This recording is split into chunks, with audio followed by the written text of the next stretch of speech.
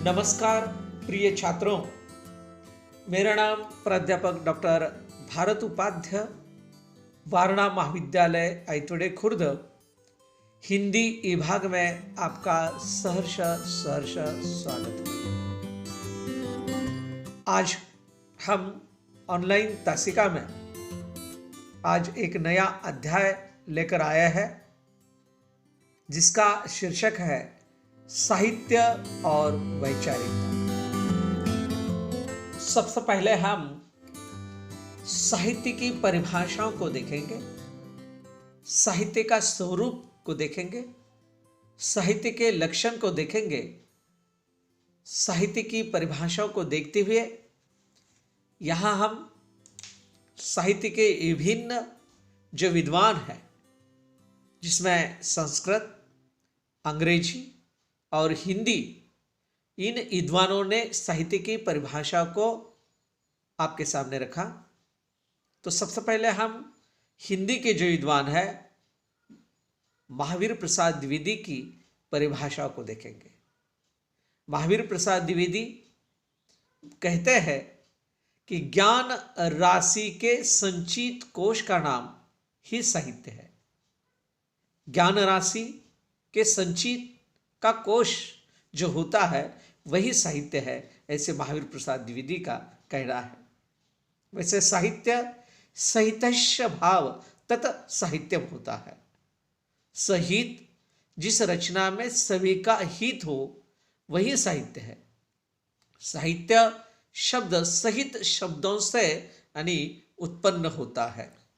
संस्कृत के आचार्य मम्मट 10वीं शताब्दी में काव्य प्रकाश नामक ग्रंथ में काव्य के लक्षण की चर्चा वो करते हुए कहते हैं, तद दोषो शब्दार्थो सगुणालंकृति पुनः कॉपी। अर्थात ऐसे शब्द और अर्थ को काव्य कहा जाता है जिसमें दोष न हो, गुण ही गुण हो, जिसे हम साहित्य कहते हैं। आचार्य विश्वनाथ ने भी बात को आगे बढ़ाया।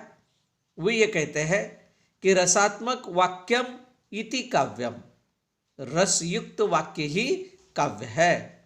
या पंडित जगन्नाथ ये कहते हैं कि रमणीयार्थाः प्रतिपादकाः शब्दाः काव्यम, अर्थात रमणीय अर्थ को प्रतिपादित करने वाले शब्द समूह को काव्य यानी कहा जाता है या साहित्य कहा जाता है।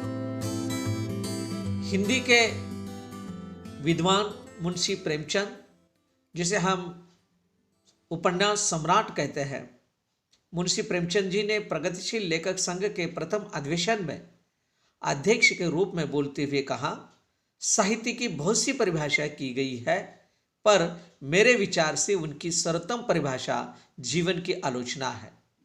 चाहे वह निबंध के रूप में हो, चाहे कहानियों के रूप में या काव्य के, उसे हमारे जीवन की आलोचना और व्याख्या करनी चाहिए।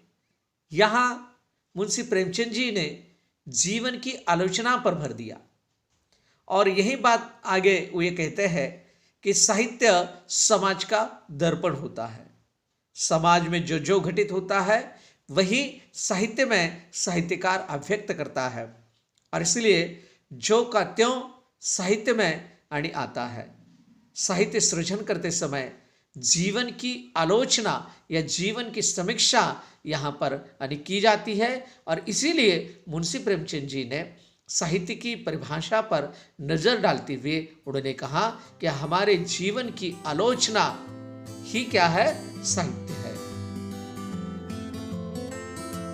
कहानीकार प्रेमचंद की जो कहानी है, प्रेमचंद की कहानी जैसे मंत्र को देखिए, ईदगाह को देखिए, कफन को देखिए, सदगति को देखिए, या पंच परमेश्वर को देखिए, या पोस की रात को देखिए, या नशा को देखिए, ये सारी जो कहानियां हैं और इससे भी और अधिक कहानियों में और उपन्यासों में उन्होंने मनुष्य के जीवन की आलोचना यहाँ पर की गई है। समाज की जो भी आलोचना वहाँ पर की गई है। कफन नामक कहानी में जो बुदियाँ हैं, घीसू और माधव का जो चित्र यहाँ पर खड़ा कर दिया है, वहाँ पर यानी तन ढकने के लिए कपड़ा वहाँ पर कफन के लिए उनके पास नहीं होता। और यही बात घिसो और माधव के दिलों में होती है। जब बुधिया मर जाती है तो कफन के लिए वो गांव में चले जाते हैं और वहां से पैसे ले आते हैं और गांव के लोग कफन के लिए पैसे देते हैं। यहाँ ये बात मुंशी प्रेमचंद जी ने स्पष्ट कर दी गई है कि मनुष्य भी किस प्रकार का है कि जिसे जीती जी तन ढकने को कपड़ा न मिले उसे मरने पर नया कफन देते हैं। यही भारतीय व्यवस्था की विडंबन है।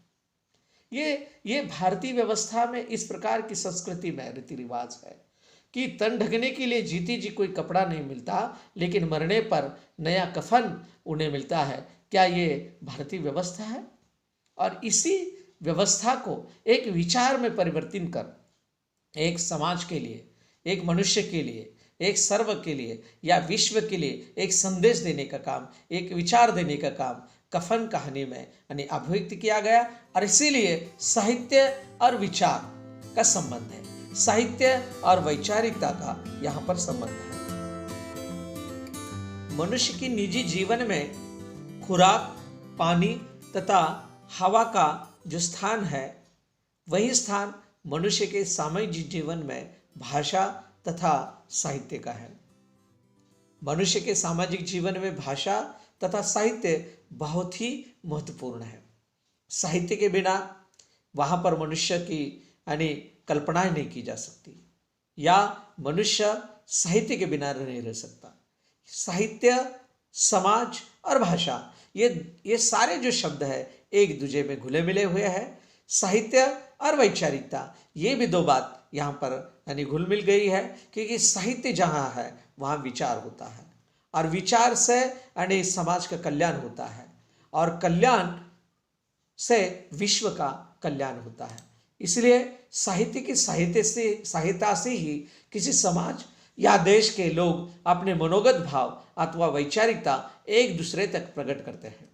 यही साहित्य अभिव्यक्ति का सर्वाधिक विश्वसनीय माध्यम है। साहित्य हमारे समाज की वैचारिकता, निर्माण, विकास और अस्मिता का महत्वपूर्ण दस्तावेज है। साहित्य की रचना का हेतु मनुष्य है, इसलिए मनुष्य और उसके विचारों का सम्मिलित स्वरूप ही वास्तव में साहित्य है। बहुत सारे साहित्यकार, लेखक, कवि साहित्य को एक उचित उपदेश का मर्म कहते हैं। मैथिली शरण गुप्त जैसे कवि ये कहते हैं कि केवल मनोरंजन न कवि का कर्म होना चाहिए, उसमें उचित उपदेश का भी मर्म होना चाहिए। यहाँ पर साहित्यकार की जिम्मेवारी है कि साहित्य सृजन करते समय मनुष्य का हित, विचार सामने रखना चाहिए।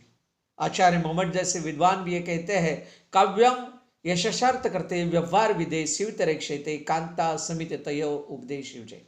साहित्य का उद्देश्य विभिन्न तौर पर किया जाता है, कोई धन के लिए, कोई विचार के लिए या कोई अपने यश के लिए, लेकिन साहित्य कोई भी हो विचार प्रदान होता है और इसी विचार से साहित्य का वहाँ पर ऊंचाई ज़्यादा होती है। और इसीलिए साहित्य का संबंध और समाज का संबंध बहुत ही महत्वपूर्ण है।